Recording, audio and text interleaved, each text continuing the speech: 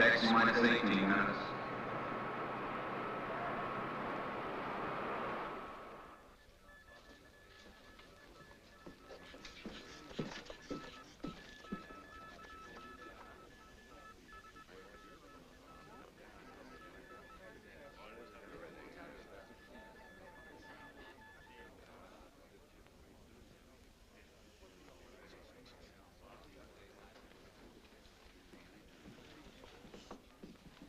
Blood pressure slightly high. Nothing to be alarmed about, though. Quite understandable under the circumstance. The weaker sex. The only one whose blood pressure is normal. X minus 17 minutes. But you're in the assembly hall in another minute. Shall we go? Good luck. Thank you, Doctor, and good night.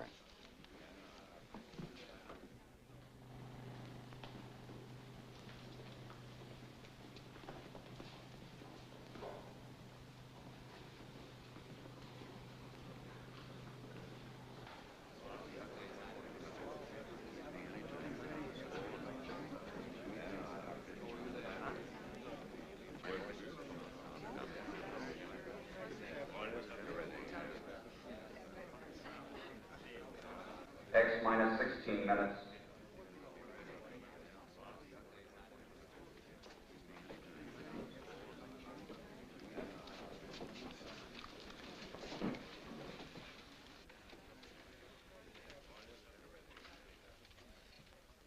Ladies and gentlemen, every news service and newspaper is represented here tonight.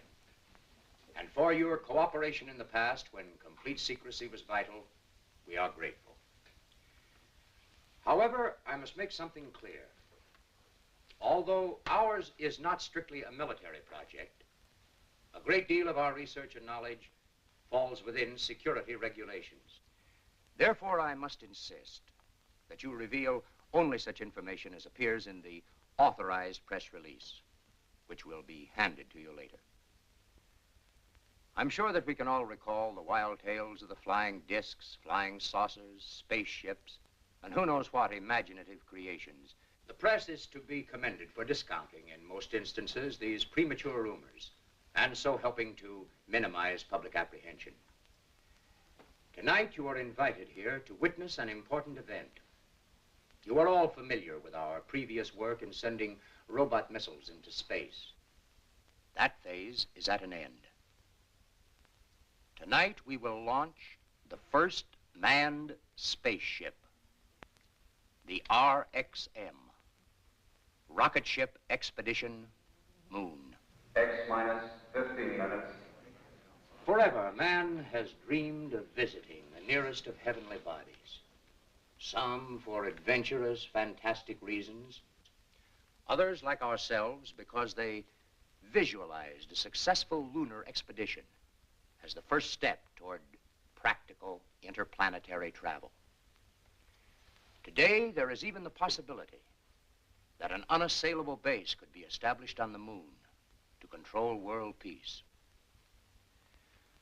I will now introduce to you the head of this expedition and his crew, Dr. Carl Ekstrom, designer of the RXM, and as you all know, one of the most brilliant physicists of the day, and an old friend.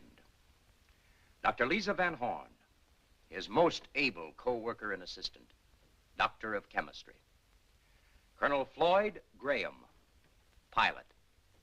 Mr. Harry Chamberlain, astronomer, of the Mount Wilson and Palomar Observatory staffs. Mr. Chamberlain will serve as navigator. Major William Corrigan, engineer. I shall now ask Dr. Ekstrom to outline the flight plan for you. Carl? X minus 14 minutes.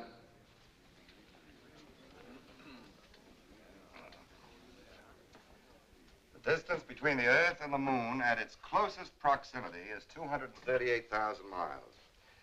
We expect to cover this distance in approximately 48 hours. The first phase of our flight will be the ascent to an altitude of 300 miles. From the start, while we pass through the troposphere and stratosphere, until we reach the ionosphere, the flight will be controlled by our automatic pilot. After we have climbed through the atmosphere, we will turn the rocket into a parallel course with the surface of the Earth. In flying parallel with the Earth's surface, we receive added boost from its rotation. X minus 13 minutes. The RXM is what is known as a multi-stage or step rocket. Upon reaching escape velocity, the tail section, which has housed the fuel to attain this speed, will be jettisoned. The nose section, which is a complete rocket containing enough fuel for the entire trip and also containing our cabin, overcomes the gravitational pull of the Earth and heads in the direction of the moon. After we have passed the equilibrium point where the Earth and the moon's gravities are in balance, we will reduce power to a minimum. The moon's attraction will carry us the rest of the way. Finally, we will reverse the rocket, utilizing the thrust of its motors to make our landing. A few more details which might interest you. The cabin is pressurized and gyro-controlled, keeping us in a level position at all times. We carry radar for navigation, shortwave for communication, and most important, more than twice the amount of fuel we expect to use to keep well within the margin of safety. X minus 12 minutes. We still have a few moments, ladies and gentlemen, for questions, if any of you care to.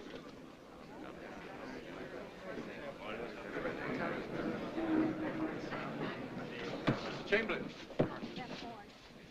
how do you fit into the picture? Do you have any family? No, I've been living on mountaintops. I'm afraid it's too lonely for such opportunities. Have you ever done any flying? Only as a passenger. But you're the navigator. But you must realize that intersolar flight requires far more exact and precise navigation than any earthbound voyage. Mm-hmm. Of course, that's incidental. It is? Yes. You see, as an astronomer, I can appreciate the perfect observation conditions on a body without atmosphere, such as our moon. Do you realize that within 1 hour... I've got about 800 head grazing down there. I bought my ranch with the flight pay I saved up during the war. Mm-hmm. How does your wife feel about you going? Well, she's a Texan, too, and, well, she knows that when a Texas man makes up his mind to do something, that's it, period. Say, I wish you fellas could have seen her face, so when I walked in and told her, in the strictest confidence, of course, honey, I'm going to the moon. What did she say? Well, she looked at me for a second and then said, what for? They ain't got nothing there that we don't have more of right here in Texas. We've already made the trip 100 times. What? In the training room. Yeah, I've done more flying this last month than I've done over 100 missions. And believe me, this is the hottest crew I've ever worked with, especially in the brains department. Yeah, very attractive, too. Yeah, I agree. But you can quote me on this. Unless you look like a test tube or a chemical formula, you haven't got a chance. From the woman's angle, Dr. Van Horn, how does it feel making a trip like this alone with 4 men? To tell you the truth, I never thought much about it.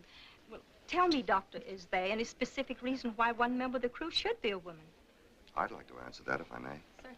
The reason Miss Van Horn is making this trip is because of her pioneering research with monatomic hydrogen.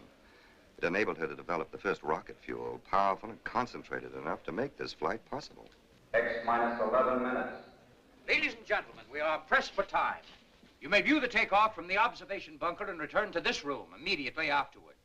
Everybody return here after the takeoff.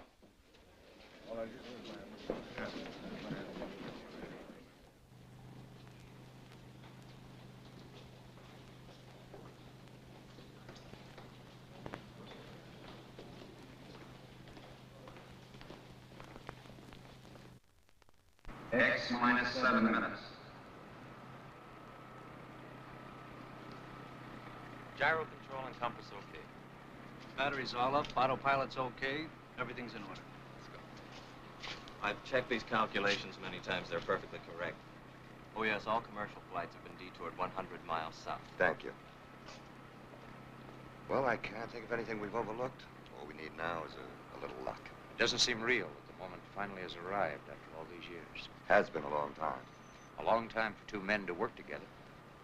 You remember when we started, what they called us? Young crackpots. Yes, and what are we now? Maybe just crackpots.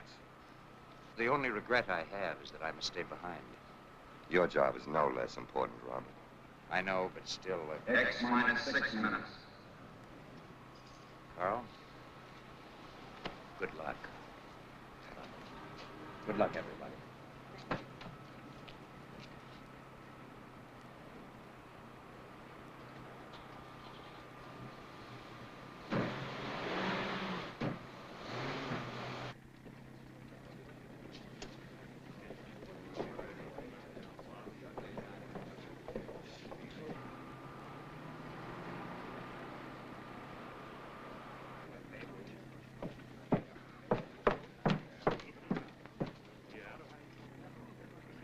X minus 5 minutes.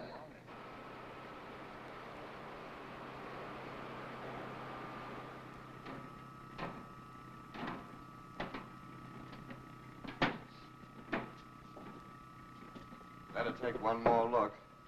We won't be as close as this to Mother Earth for some time.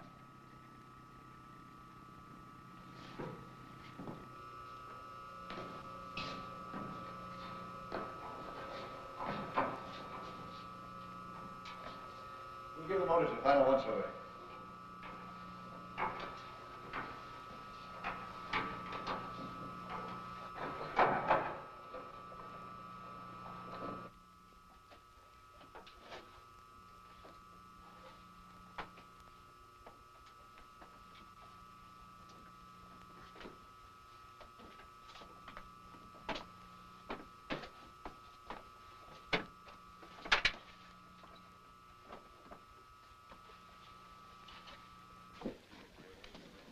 X minus 4 minutes. Motor room sealed. Everything in order.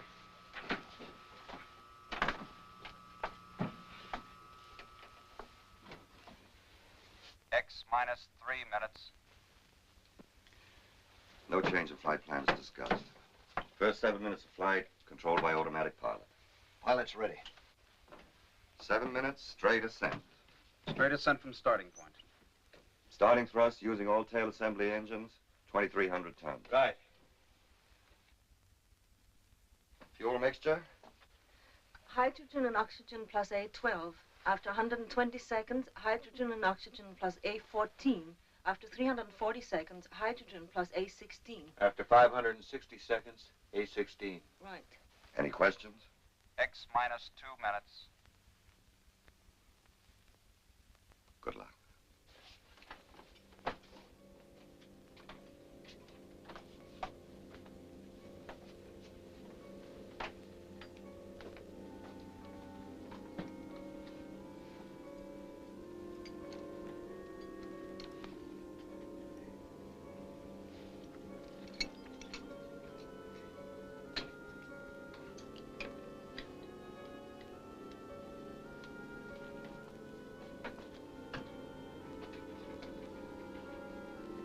X minus 1 minute.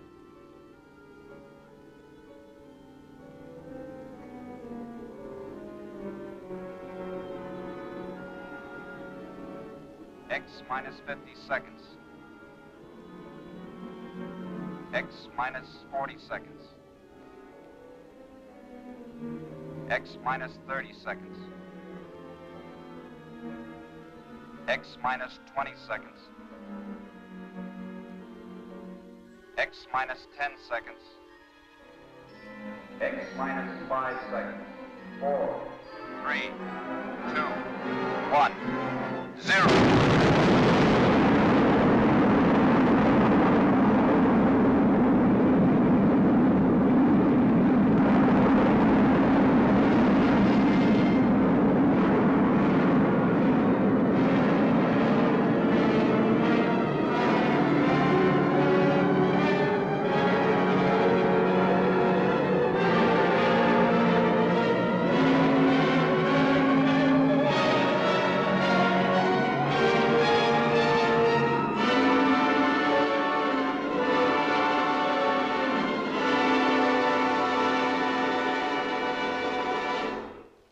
Now, if you will follow me, we will attempt to establish radio contact with the ship.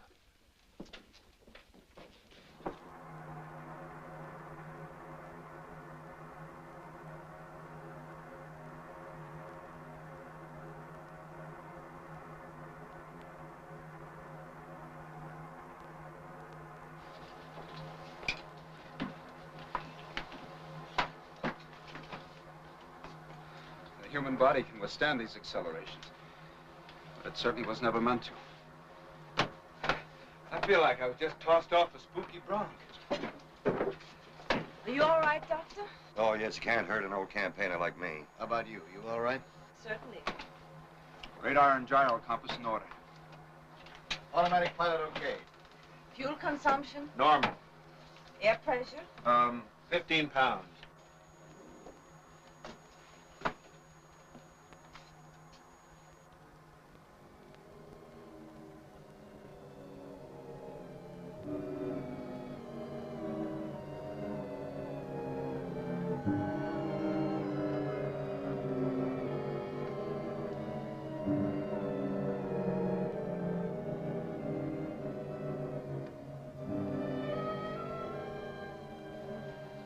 Harry.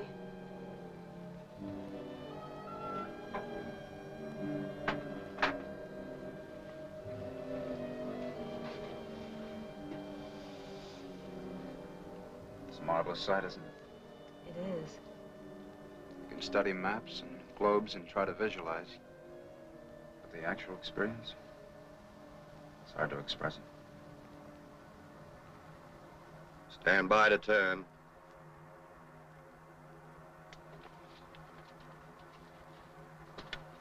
Stand by. 4, 3, 2, turn.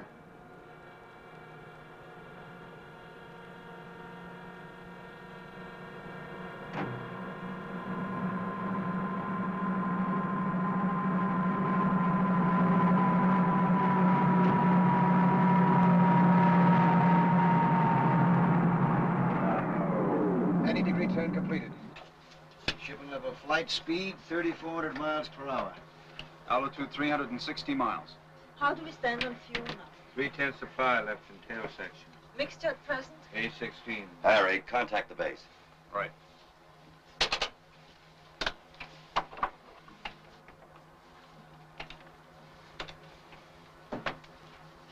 RXM, calling BWS. RXM, calling BWS. Over. And then RXM, over to you.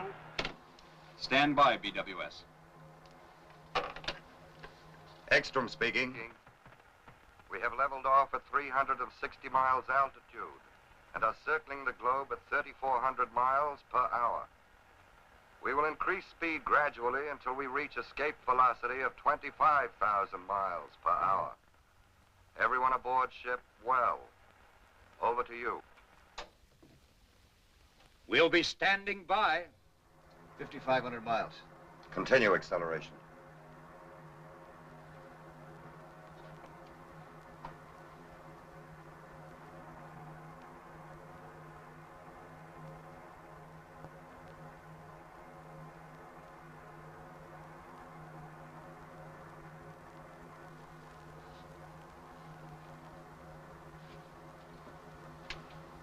Hey, what happened to the rest of the night?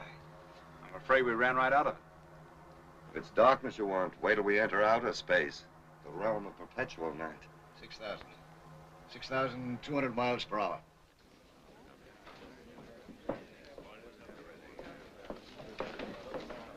Radar is tracking them perfectly. I had contact with them 4 minutes ago. Altitude 1,600 miles, speed 21,000 miles per hour, constantly increasing. They are about to reach escape velocity. 22,000. Bill, check the pressurizing system and oxygen. Right. Boy, this kind of weather makes me feel right at home. It's like a nice, cool night in East Texas. 24,000. Take a reading the moment we attain escape velocity. Yes. Stand by. 25,000. Prepare to jettison tail section. Start the front assembly motors. Only 40 seconds supply of fuel left. Hold on tight, everybody. You ready? Ready. Go. Reduce power. Look out!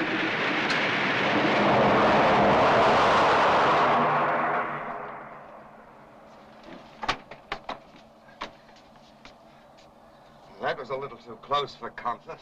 We might be in a vacuum, but I sure felt the wind of that one. Harry, contact the base again.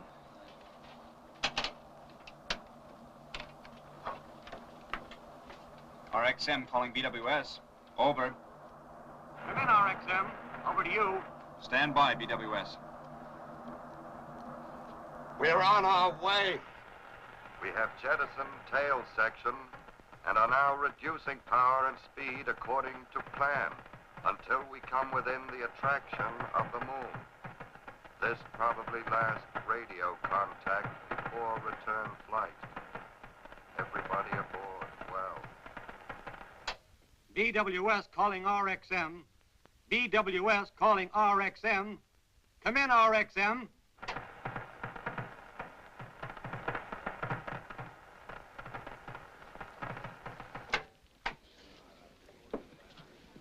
Ladies and gentlemen, we had hoped by having the entire press represented here tonight to eliminate any possible hearsay, rumor, or speculation from your reports.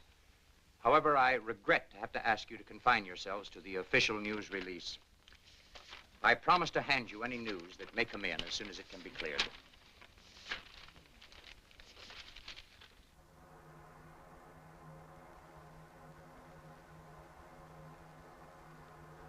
Don't think I like all this dark. Well, it might be all right for sleeping, but for a steady diet, I used to hate the daylight because I couldn't work. But up here in this eternal night, it's a different feeling. Fella can get used to anything, I guess, if he has to. And I remember when I was first assigned to jets. I said to the colonel, Colonel, I joined this man's Air Force to fly an airplane, but nobody's going to hitch me to no Roman candle. Now I'm sitting right inside of one. Boy, oh boy. Ain't she pretty?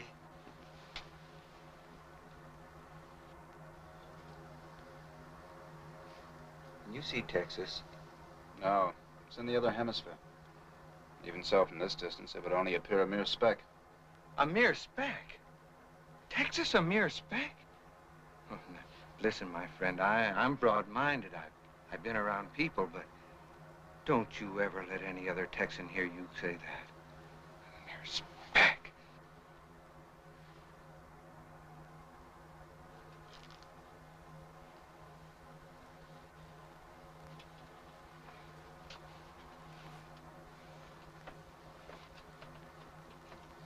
It's the funniest sensation. I feel like I'm walking in a cloud, no effort at all. We're getting deeper in interplanetary space. Gravity will soon be practically non-existent. Look, we got a stowaway aboard. Hey, whoa. I need you. Don't you think it's amusing? There's nothing funny about that. Simply the lack of gravity. Oh, of course, Dr. Van Horn. Better make sure our equipment's fastened down.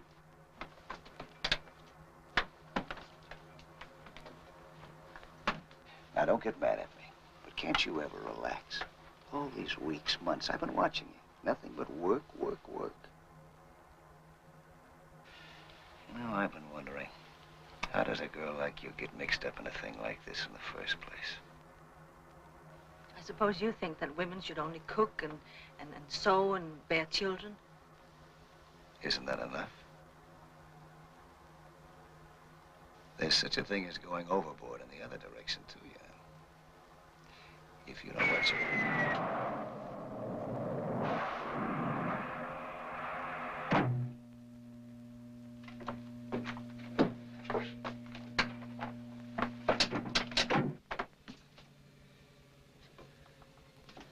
I'll check the engines. Bill, pressurize the motor room first.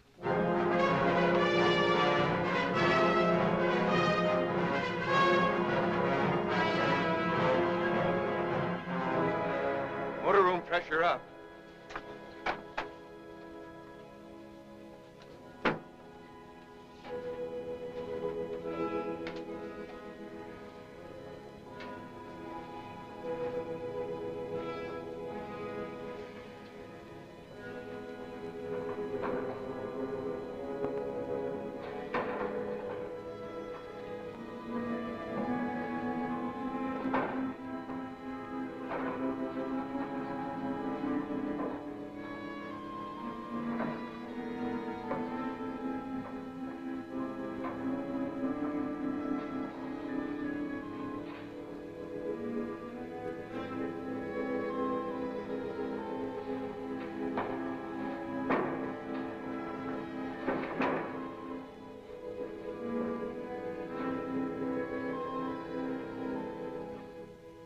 still drifting.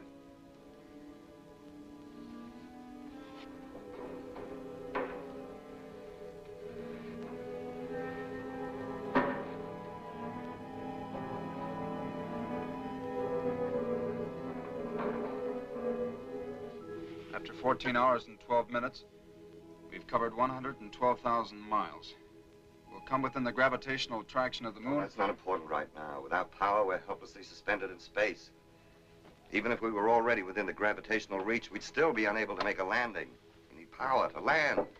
Checked and double-checked all connections. Primers, fuel injectors. Can't find a thing wrong. And it must be the fuel mixture.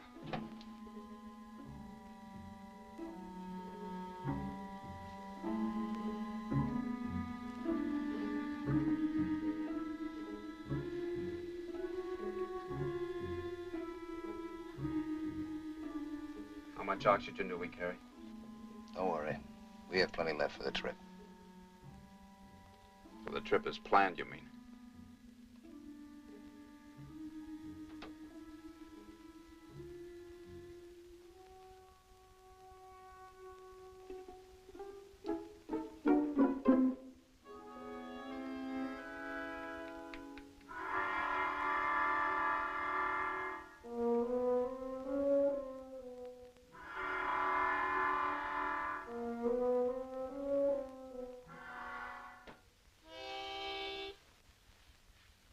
If you don't mind.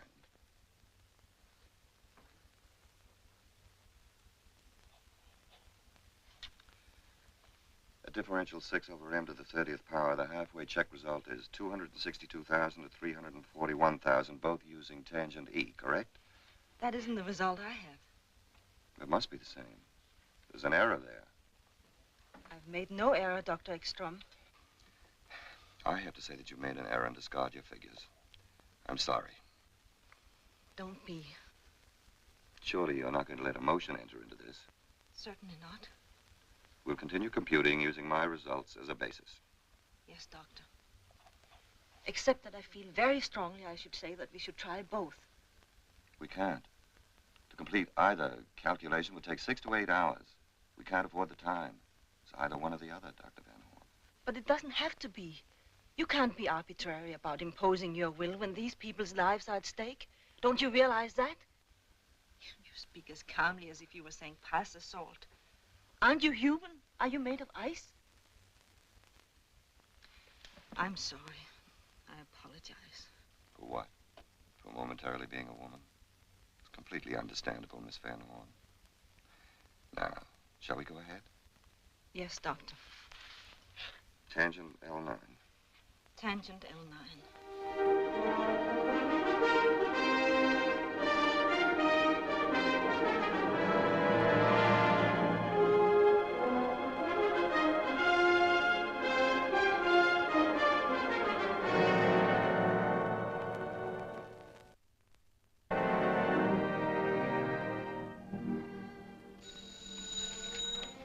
Hello? Yes? It's Dr. Hurley at Mount Palomar. Yes, Dr. Hurley? Yes? We located the RXM's position at 7:16 this morning. Since then, there has been very little change. Apparently, their velocity is far lower than we anticipated. Are you sure, Doctor? Thank you.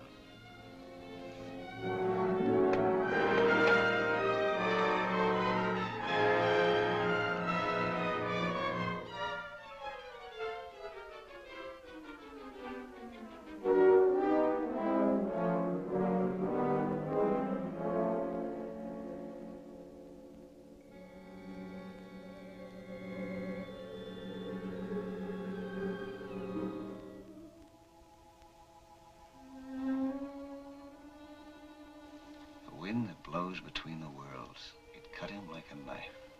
What? Oh, nothing. It's a line from Kipling's Tomlinson. The poem about the chap, someone in our fix. He couldn't get into heaven or hell. Suspended in space. Would you do something for me, please?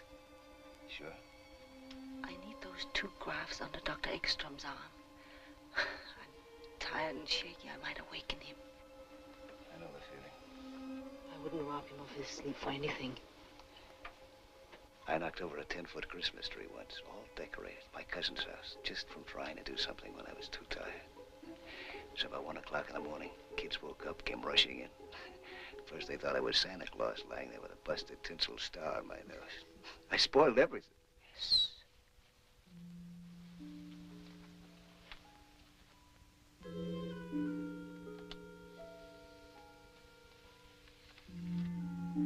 Thanks. It's no trouble.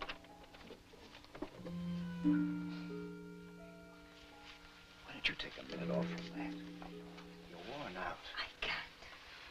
You'll think clearer if you do.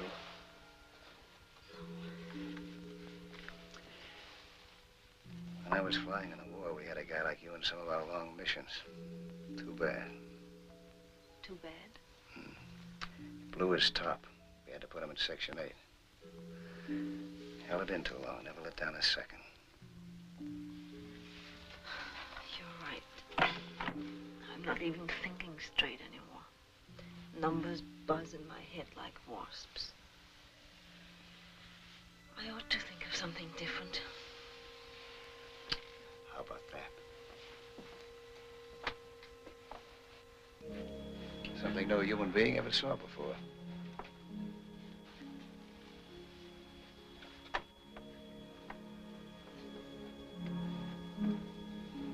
You know, it's funny. One never thinks of the Earth that way. As a dying planet with nothing to give out but reflected light. A mere moon. Hey, don't speak so disrespectfully of the moon. Mere moon. I've done some of my best work by moonlight. Found its light very effective. For navigation? For any purpose. Don't underrate it. Moonlight's potent. You're speaking of its effect on men and women? On women. I don't need this stuff myself. Oh, you're immune. No? Just don't need it. But did you ever park in an open convertible on the cliffs overlooking the Pacific? On a warm summer night when a big moon hung up there like a lantern? The blue light from it walking across the water. Radio playing a nice tune. Waves whooshing on the beach. No, perhaps unfortunately, I never had the time nor the thought to do anything much beyond my profession.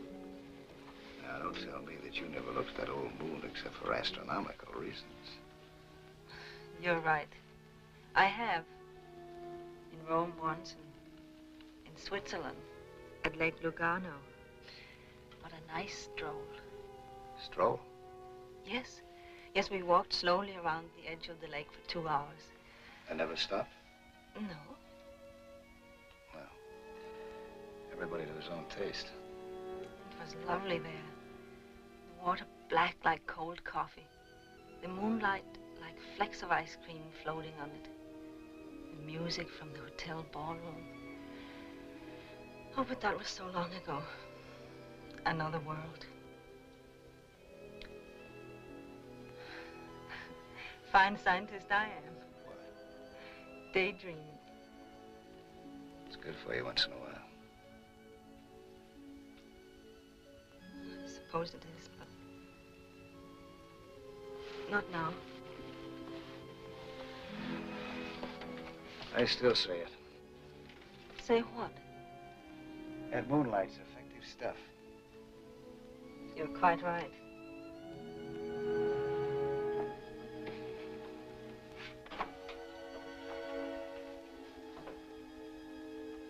What effect a double dose like this would have in a convertible? Nothing. Skip it.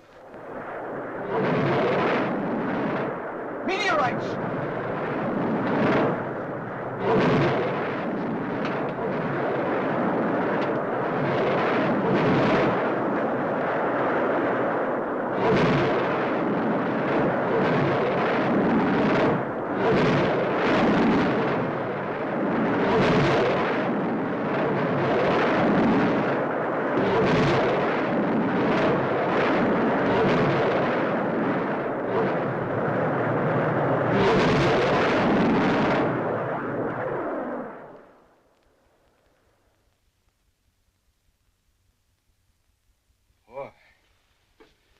I've been through some pretty heavy flack in my day, but that's the worst I've ever had thrown at me. Heavenly flack. Say,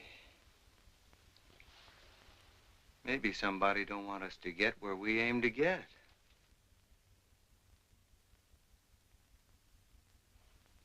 Oh, cheer up, Harry. After what we've been through, we'll get there all right. Maybe it'd have been better if one of them had struck the ship. At least it'd have been sudden. Quick.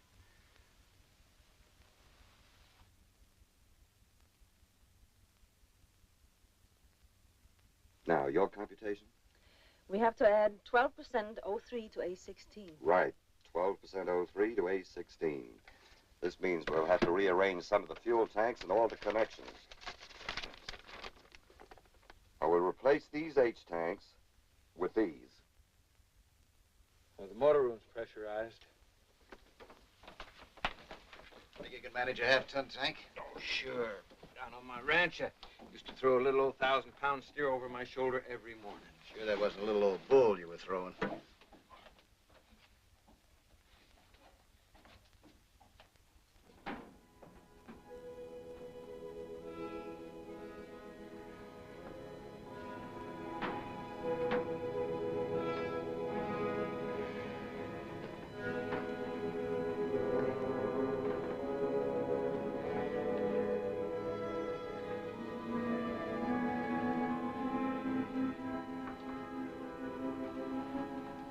All right, Sampson, let's see you do your stuff. Think I was kidding, huh?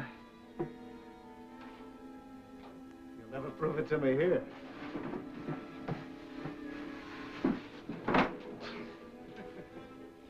Doctor, can we be quite sure these proportions are safe? We never proved them by experiment. The mathematical theory is beyond question. O3, though. Sometimes it behaves unpredictably. Woman's intuition again? 12%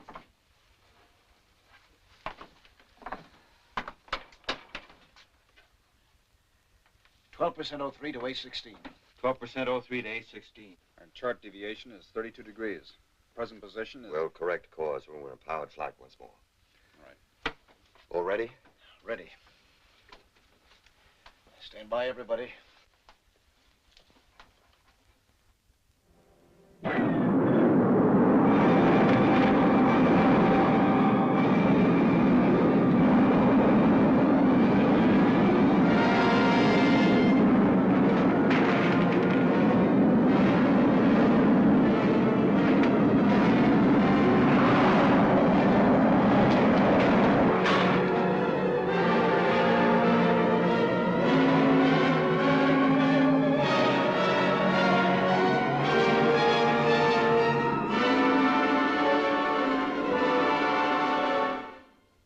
Repeat that again, Dr. Hurley.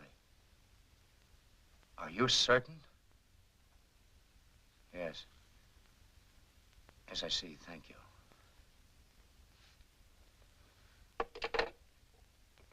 They are completely off their course. Moving with incredible velocity. Out into limitless space. I can't understand it.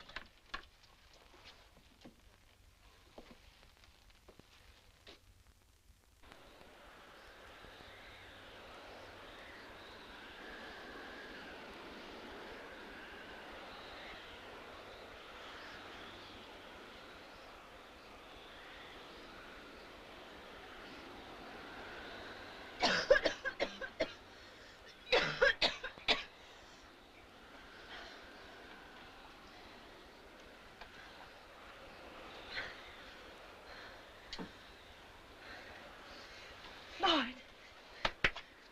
Lloyd. Lloyd.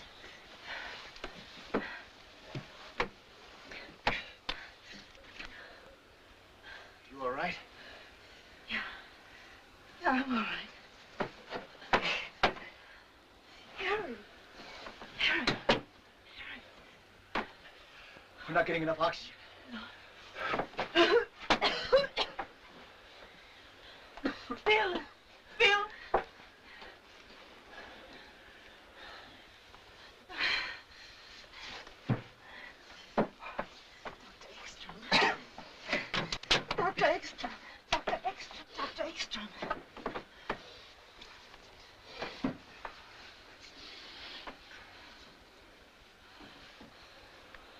How long has it been since... I'm afraid we'll never know. How are the others?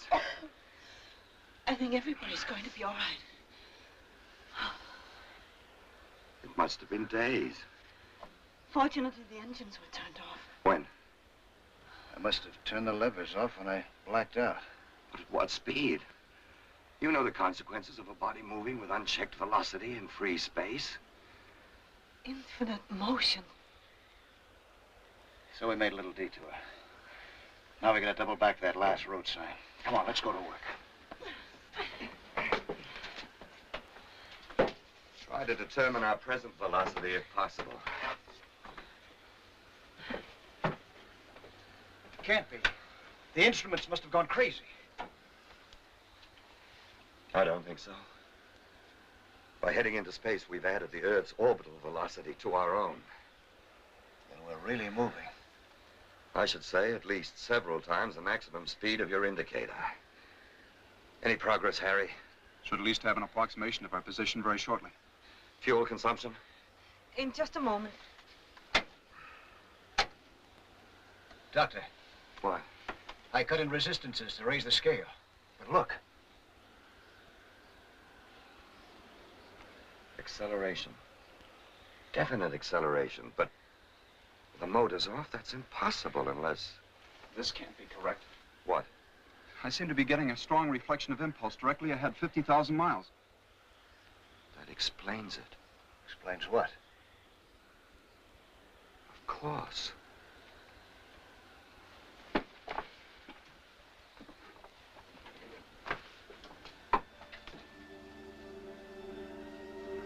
Unbelievable. It couldn't be mere chance.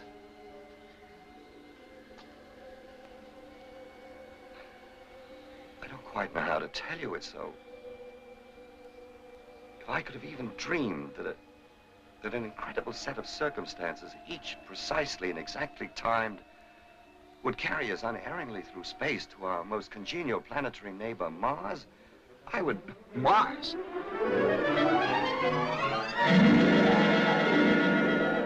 It's utterly unbelievable. No doubt whatsoever. Unmistakable. Mars? What do you know? What does it mean, Doctor? It means there are times when a mere scientist has gone as far as he can. When he must pause and observe respectfully while something infinitely greater assumes control. I believe this is one of those times. We shall go on, of course. Our overall fuel consumption was 42%. a Martian landing. Approaching a planet with atmosphere is far easier than the lunar maneuver. Certainly we shall go on. We should be betraying an unprecedented opportunity to do otherwise. Then I'd suggest there's a couple of little things we might do. This ship isn't going to land itself, you know. Mars. I'll be darned. We must first compute the correct thrust and fuel mixture to comply with anticipated conditions. Escape velocity, 12,500 miles an hour. Oxygen at surface level, 15%. Prepare to change to parallel course at distance 1,500 miles. Right. I've located them. Located what? The Earth and Moon. Well, where are they? Here, take a look.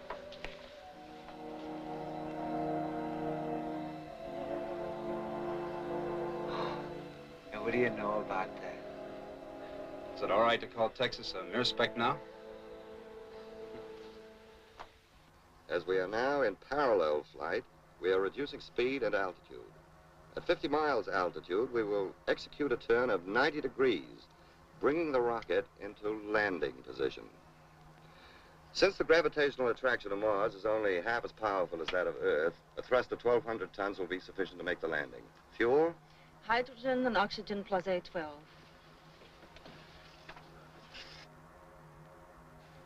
Altitude 70 miles. 65.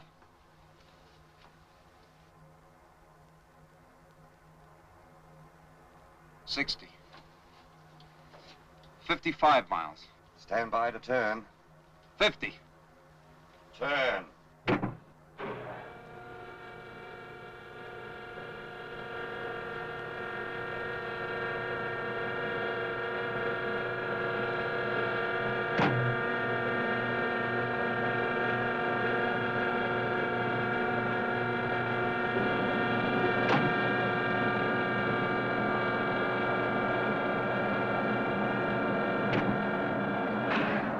90-degree turn completed. Reduce power.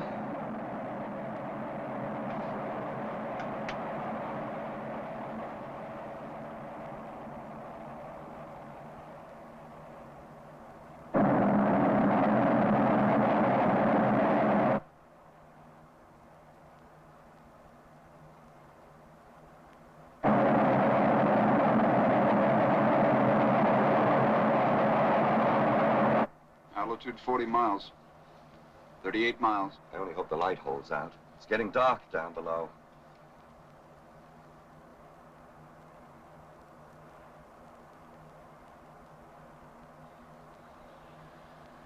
Clear to increase thrust at altitude 15 miles.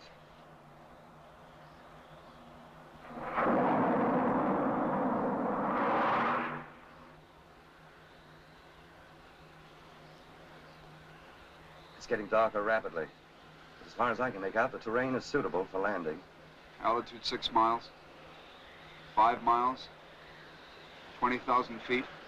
18,000. Thrust at present, 1,250 tons. Stand by to increase power. 15,000. 12,000. 10,000. 8,000. 7,000. 6,000. We're losing altitude too fast. Increase thrust to 3,000 tons. 4,000 feet. 3,000. 2,000 feet. Reduce thrust slowly to 1,250 tons. 1,000. 500.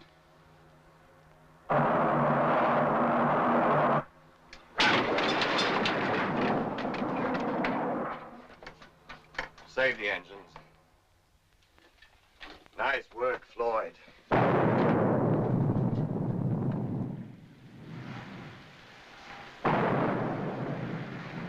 Mars extending us a welcome. We're prepared to disembark first thing in the morning. In the meantime, we can rest and get our equipment ready. Well, that's what I've been waiting for.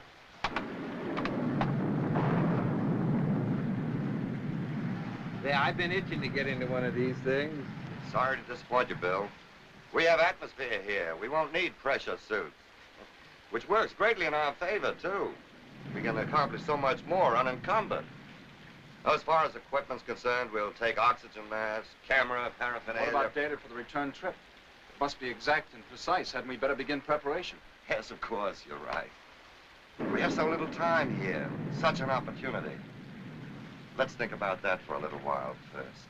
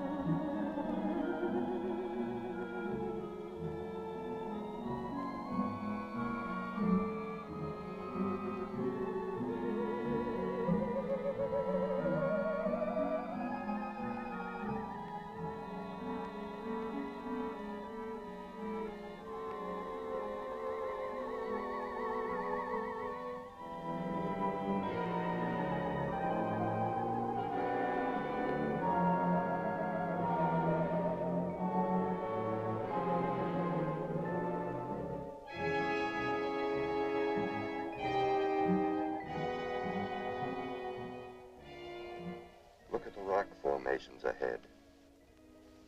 Notice the abundant coloration? Green, orange, yellow, black. A sign of tremendous mineralization. Manganese, copper, nickel, pitchblende. Immense deposits of pitchblende. You figure on staking out a claim here? Just making sure we can find our way back.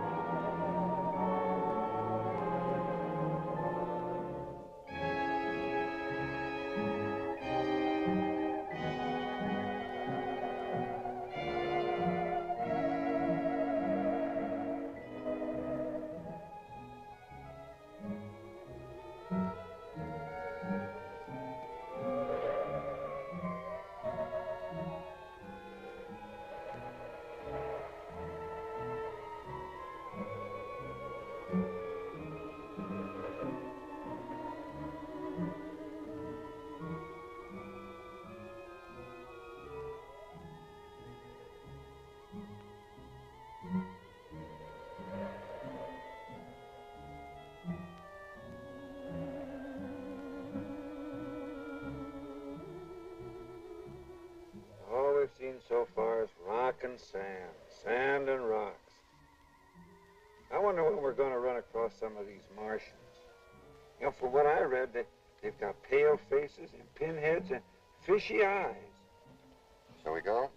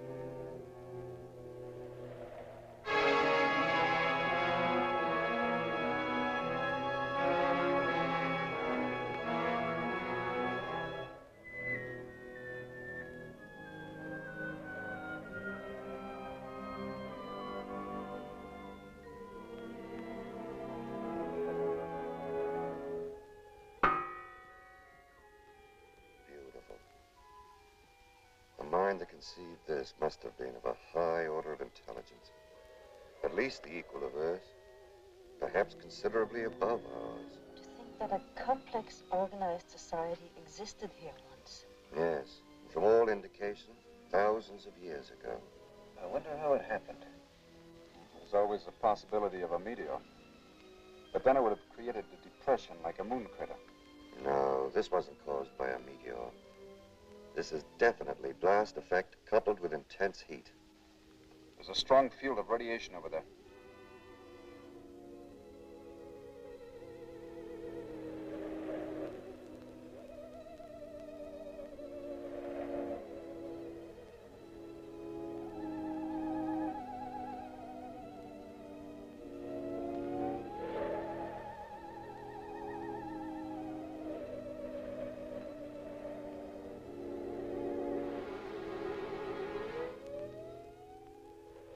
You'd better stop. The radioactivity is at the danger level.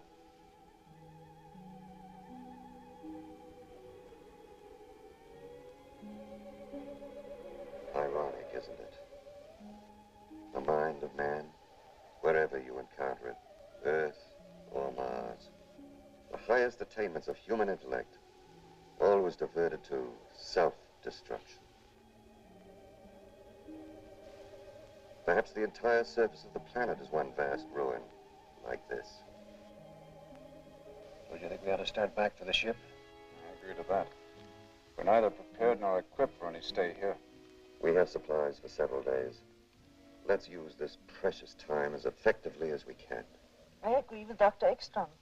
A day here is more valuable than years of research on Earth. Well, okay then, let's get going.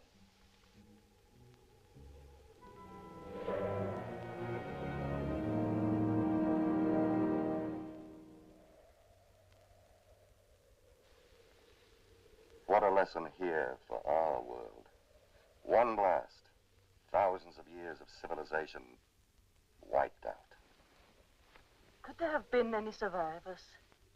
I should hate to think so.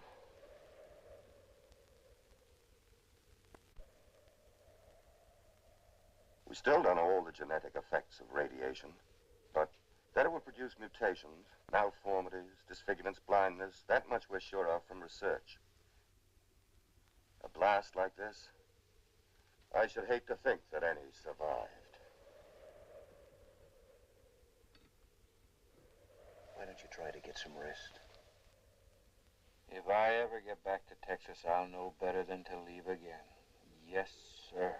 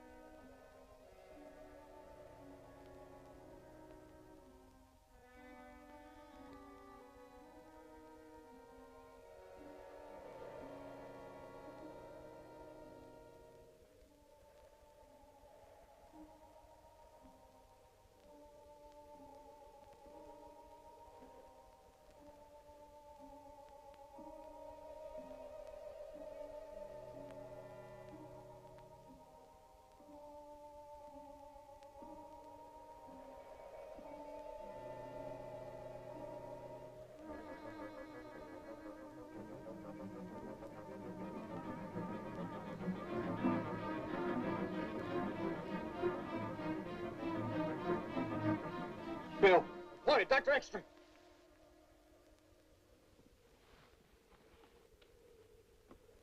There were men out there. Look, you gotta believe me. It wasn't a nightmare. I haven't slept at all. I tell you, I saw them. Where? Right out there. And when I yelled, they disappeared. All right, let's go see.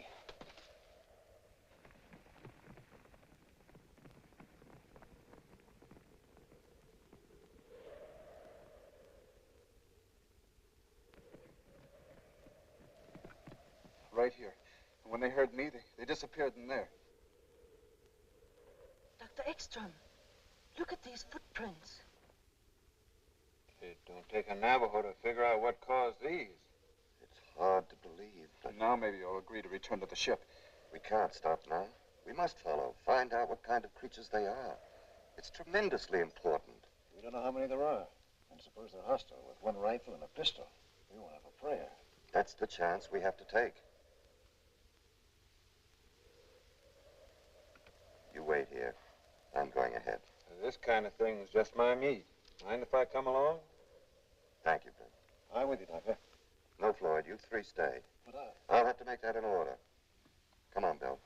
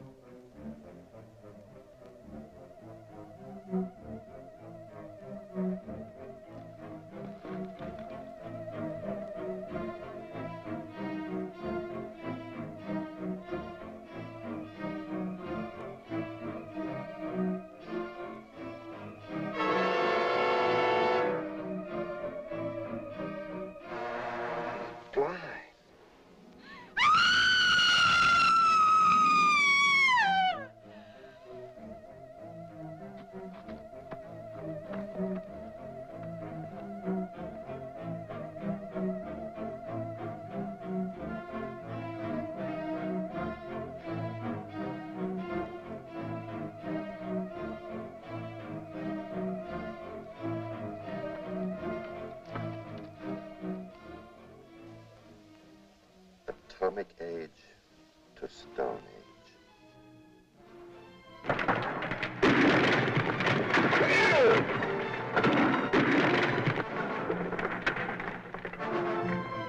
Bill!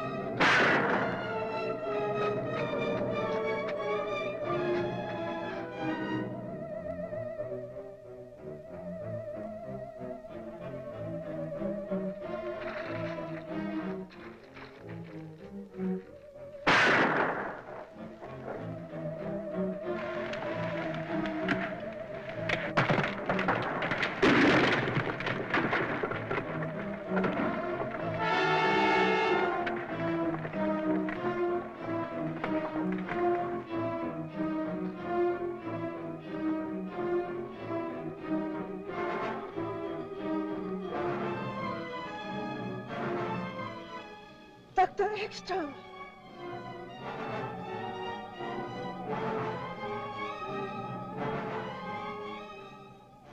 Where's Bill?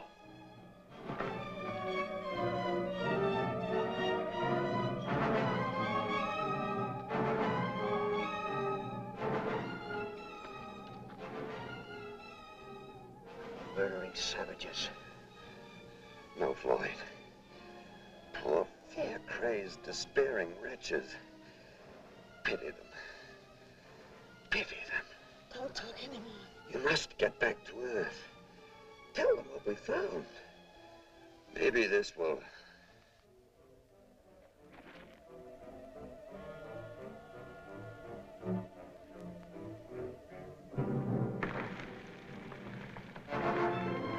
Look out.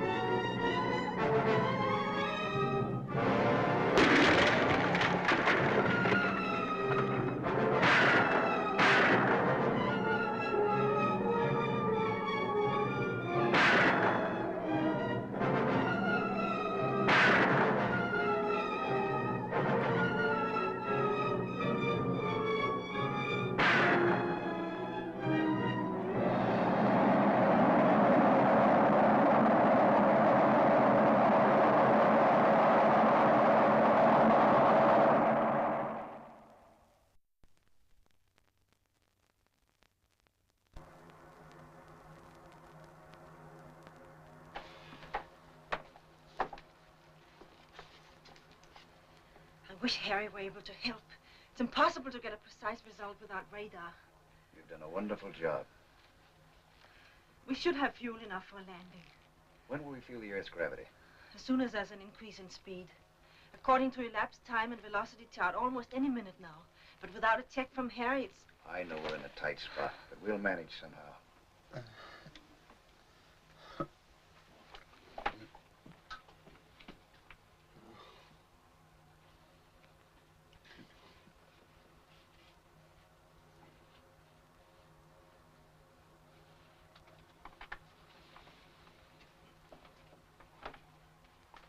Any sign of increase in speed? Not yet. You know, you're a pretty swell girl, Lisa. Girl? I'm not Dr. Van Horn anymore? No, just Lisa. Doing her job. No, I don't see her that way at all. I see a woman sweet, gentle, and beautiful. I'm not the same? Somehow, no. But I am, you know. The same, I mean. Well, maybe I've changed then, but I feel that I've never known you before. Will you, do something for me, please? Sure, what? Say my name the way you did a moment ago. Lisa. RXM calling BWS. RXM calling BWS. Come in, BWS. Over. Come in, BWS. I can't contact them. They won't answer. They won't ever answer. Of course they will. Speed's increasing. We're gonna make it. Shut off the fuel.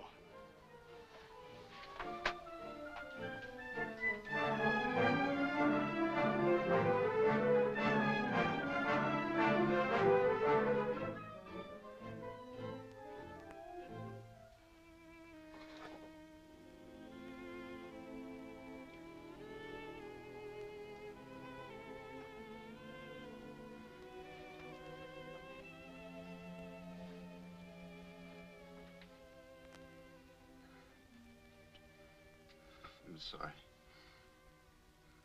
I wish I could help. You heard what Floyd said. Everything will be all right. What about the fuel? We lost so much. Yes. Well, we'll have enough for a landing.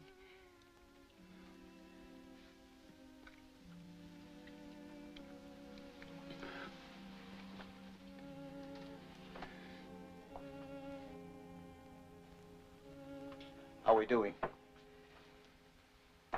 Not so good. Well, what's the matter? Everything's worked out so far, right in the nose. We haven't got enough fuel for a landing. Not even for an approach. But the motors were functioning perfectly before I shut them off. At 1/10 of capacity. I'm sorry, it's all my fault. Maybe it's only the instruments.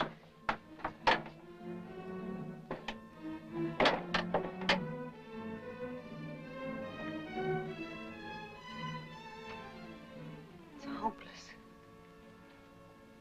We're lost. Everything is lost. All Dr. Ekstrom's work in vain. Now the world will never know the terrible truth we learned. No. Maybe there's still a chance. We must be close enough for shortwave. Try to contact the base. If we only could.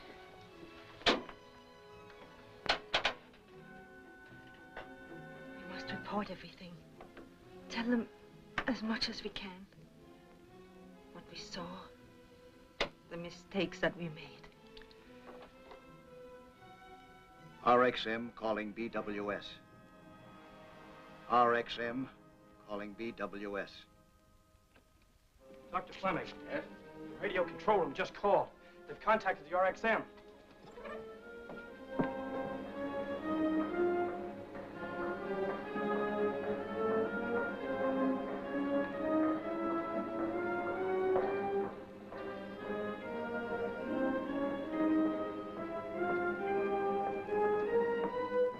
There's too much interference. You better use these, Doctor.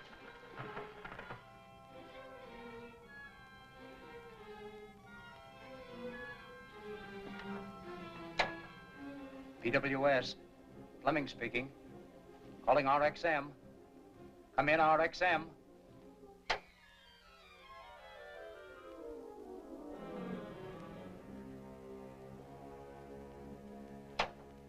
Repeat that again, please, Dr. Van Horn.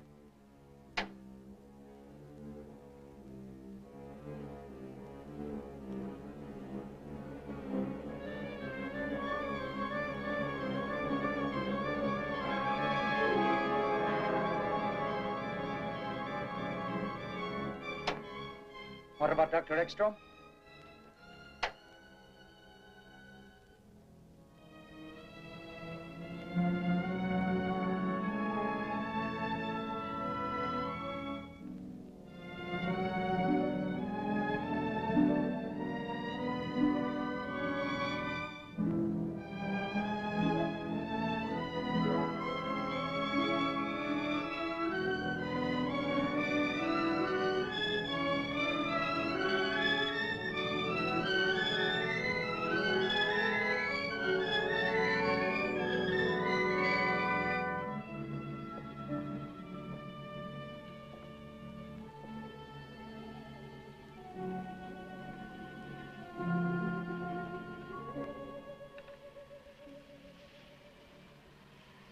Now at least they know.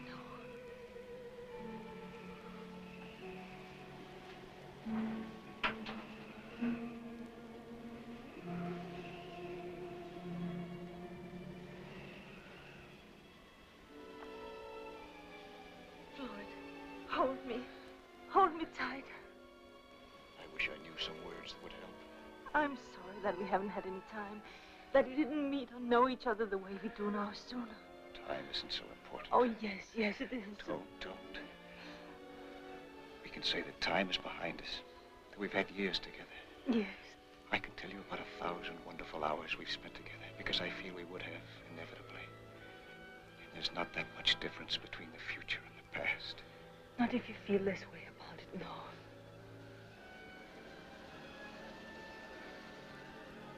Shouldn't we wake him?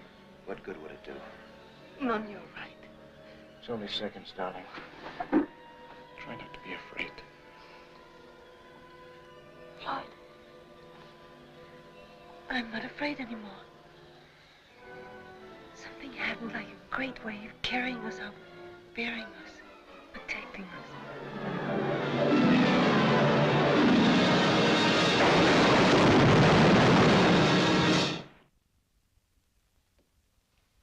Dr. Fleming? Yes? The men from the news syndicates are still waiting. All right, let them come in.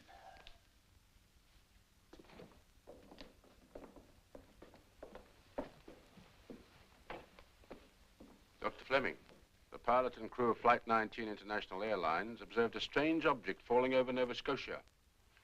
According to their report, it could have been the RX-M. My office has been getting the same story over the wires for hours. We know the RX-M has been overdue a long time. Is there any connection, Doctor?